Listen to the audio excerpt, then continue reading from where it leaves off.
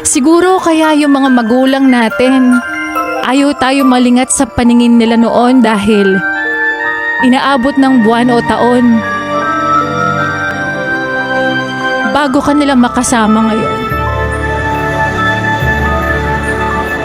Siguro kaya nung bata tayo, pinapatulog tayo sa hapon kasi kapag tumanda ka na, mamamalimos ka na ng tulog at pahinga.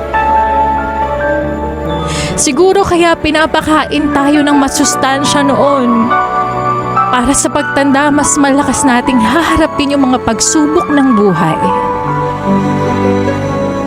Siguro kaya kailangan sabay-sabay kumakain noon.